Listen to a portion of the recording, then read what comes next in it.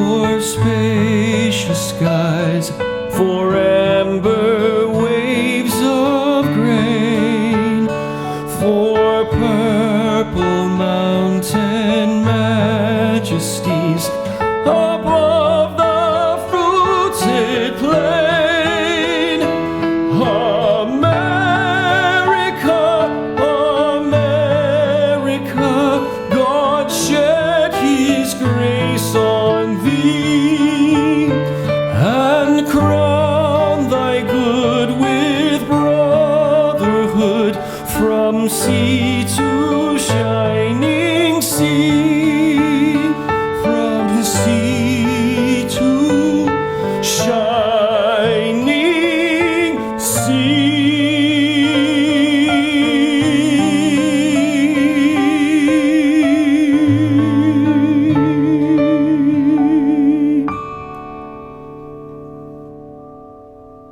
Welcome to the Beau Show and today's Independence Day special. I want to approach this weekend and this special day with respect and reverence, because all too often we just take it for granted. It's why I wrote the line in my song Blessed, when we hear a word like freedom, do we know what it really means? Or do we take it all for granted, living like kings and queens? More and more often our history is being forgotten or revised, which takes away the significance and sacrifice. But I'll also tie the significance of this day to more modern times, and some people are choosing to honor it, or in some unfortunate cases, disrespect it. The 13 colonies had had enough of King George III of Britain in 1776, so the Second Continental Congress voted for independence on July 2nd, but it wasn't until July 4th that these colonies wrote the Declaration of Independence. And if you haven't seen the original document in the National Archives in DC, I highly recommend it. To see it up close with each stroke of the quill and ink is truly remarkable. The ink is fading, so only replicas may be seen in the future, which is why I suggest you see it rather quickly. On July 3rd, 1776, John Adams wrote the following to his wife Abigail, quote, "The second day of July 1776 will be the most memorable epoch in the history of America. I'm apt to believe that it will be celebrated by succeeding generations as the great anniversary festival. It ought to be commemorated as the day of deliverance by solemn acts of devotion to God Almighty. It ought to be solemnized with pomp and parade, with shows, games, sports, guns, bells, bonfires, and illuminations from one end of this continent to the other, from this time forward, forevermore." End quote. Adams was off by just 2 days as we celebrate our independence on the 4th, when the Declaration was made. For many generations, we have celebrated the 4th of July the way John Adams suggested, with music, song, fireworks, parades, and gatherings. Of course, last year, that all changed in the pandemic, where we couldn't really collectively commemorate the American bonds we share, because a virus had slipped out of Wuhan, China, and was doing grave danger to our population. Sadly, we are still at war, but it's not the same type of war we waged in 1776. The war we wage now is the preservation of the concepts proposed in that Declaration of Independence. It's the noble values of life, liberty, and the pursuit of happiness. Those who seek our destruction don't really do it with land and sea warfare anymore. They do so biologically and ideologically. China has exported both an actual virus and the ideological virus of communism. It has found its way into our academia and in our pastimes and recreation. What used to be a shared patriotic experience is now divided into the kneelers and the non-kneelers, the masked and the maskless, the woke and the traditional. I want to point to something that happened recently, only to share an example. At the recent U.S. track and field Olympic trials, athlete Gwendolyn Berry received a bronze medal in the hammer throw. When the national anthem was played, Berry turned away from the flag and placed a black t-shirt over her head, a shirt that said, "Activist Athlete." Berry says she feels like the playing of the anthem was a setup, and she was, quote, pissed. She called it disrespectful. Now, I mention this recent display because in Gwendolyn Berry's view, the playing of the anthem was somehow disrespectful. She doesn't see her tantrum and anthem shunning as disrespectful at all. Mind you, she didn't even win. She came in third place. However, a recently surfaced photo of Barry from before the 2016 Rio Olympics shows she wasn't always so disdainful an activist. BMX freestyle rider Chelsea Wolfe, who qualified as an alternate to represent the U.S. at this year's Summer Olympics in Tokyo, said last year that her goal was to win an Olympic medal, quote, so I can burn a U.S. flag on the podium, end quote. This just speaks to the lack of respect, patriotism, and ingratitude that we have come to in this country. The athletes who are supposed to be representing our country at the Olympics find no pride in its flag and its anthem. They prize activism over respect because the media and entertainment and sports figures have encouraged it. They have no admiration for tradition or the sacrifice of those who paved the way for them. If they did this in China or North Korea, they'd be killed. I don't want to spend too much time on this because it really takes away from why we honor this day. But these examples are testaments and also an attitude that has grown in the past several years. By contrast, look at this photo of Jesse Owens on the Olympic podium in 1936 in Berlin. Under the gaze of Adolf Hitler and the other Germans saluting the Third Reich, Owens salutes the American flag. Even when he returned home, there would be no White House visit. When people think July 4th, they think holiday, but they rarely think about the meaning of it or what it took to spawn the most sublime political theories ever known. It's commonplace now to remove historical figures and relics because some find them offensive. We cater to feelings rather than intellectual curiosity and freedom. America really is quite a different place, in some ways for the better, and in some, not so much. The prevailing attitudes are to remove any elements of tradition and to modernize things according to the trends and fads of the moment. Just like a family heirloom, tradition enriches us, it teaches us, it gives us history, and it provides some guidance for our future. Look, we are all a product of those who came before us, however we got here. And I fully acknowledge and realize that some did not come here on their own accord. Some were forced off of their land. That's part of our history. But we have to view it through an educational prism and be thrilled that we progressed and learned from mistakes and bloody history. But guys, 245 years later, we still value the precepts that those founders came up with. We still live by them. We have them because of what we came through. Yet other areas of the world do not possess those values. They don't know them. They live in tyranny and in fear. And yet we have a few spoiled people who want to completely upend tradition and respect. They want to play for our team, our country, and then make some statement to disrespect it. I mean, honestly, have you seen other nations' athletes do this? For one, if some of them did that, they'd be killed. I don't watch soccer often, but for those of you who do, especially right now, you know that when the anthem is played for other countries, for their respective nations, they kind of interlock their arms and shoulders and sing it together in unison. What do our athletes do? Kneel, fists up, turn away, put a t-shirt over their head? Why is it that other countries can unite under their anthem and play for their country, but ours sit there in boredom, hoping that the song will just go by quickly? Do you ever really see one of our pro athletes singing the anthem outside of the Olympics? Pay attention next time you watch a pro game and see if you see what I'm seeing.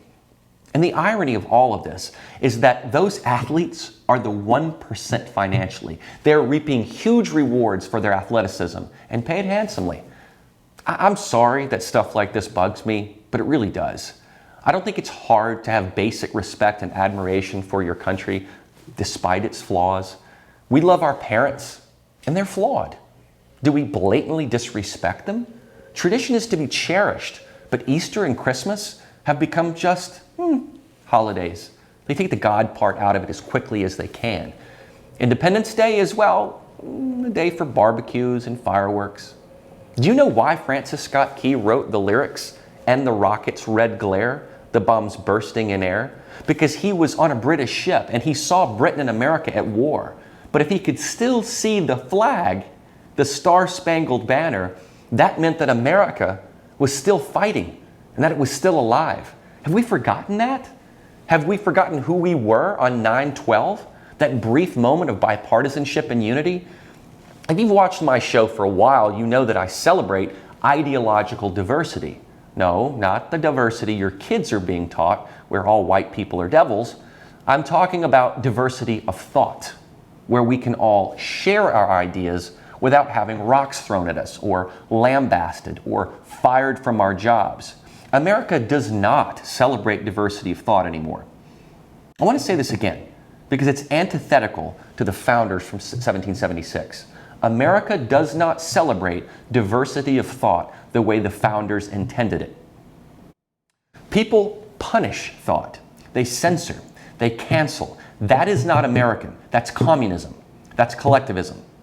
In order for us to truly be American and celebrate Independence Day, we have to celebrate the ideas upon which this nation was founded: life, liberty, and the pursuit of happiness.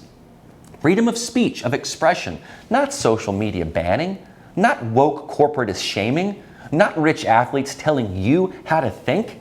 Independence Day is about unity, not about division.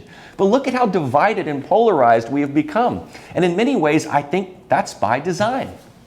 Take a listen to what President Ronald Reagan said on July 4th, 1986. But our prayer tonight is that the call for their courage will never come, and that it's important for us, too, to be brave. Not so much the bravery of the battlefield, I mean the bravery of brotherhood. All through our history, our presidents and leaders have spoken of national unity and warned us that the real obstacle to moving forward the boundaries of freedom, the only permanent danger to the hope that is America, comes from within. It's easy enough to dismiss this as a kind of familiar exhortation.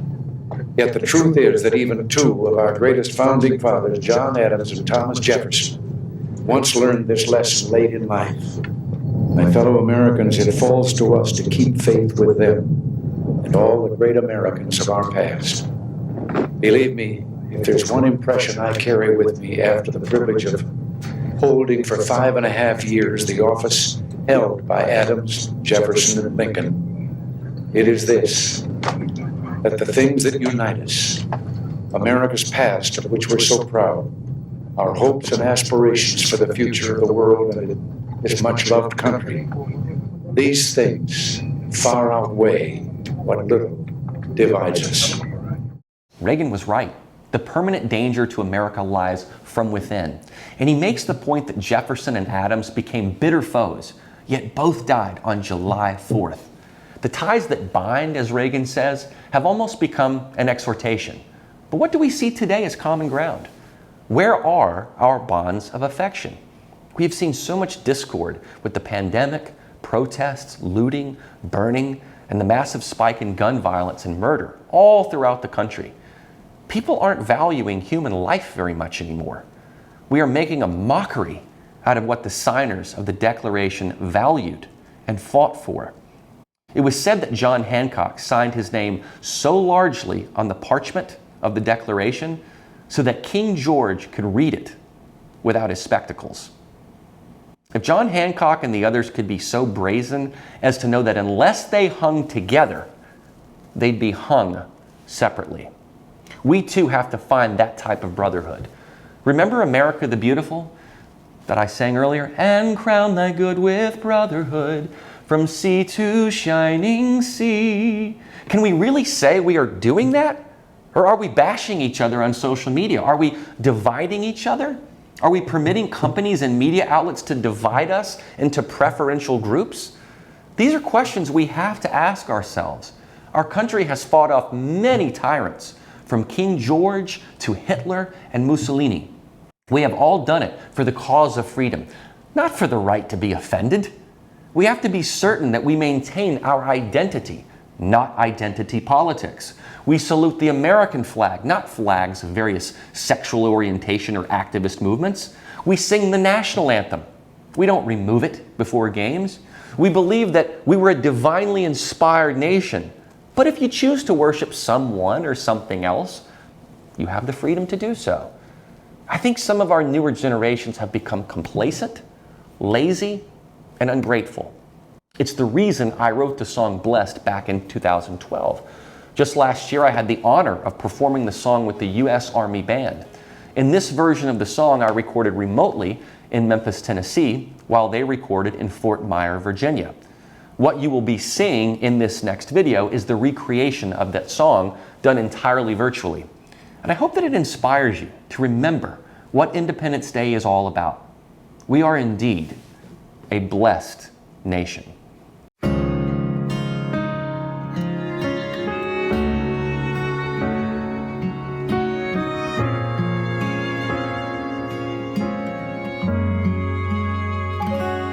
What is courage? What is honor? All these words are just ideals long forgotten. What is duty? What is glory? Are they just written down in some old story? When we hear a word like freedom, do we know what it really means? Or do we take it all for granted, living like kings and queens?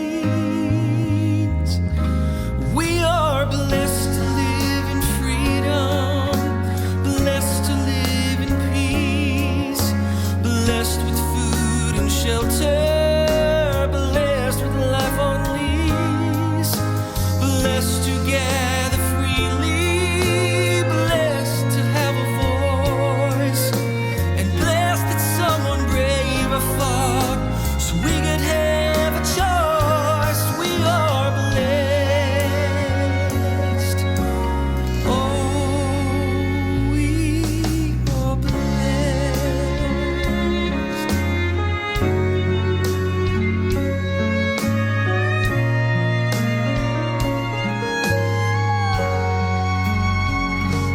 Is faith a notion, or fear of hell? Or have we lost our very faith in faith itself? Is it our wrong, or is it madness? Or do we cling to it like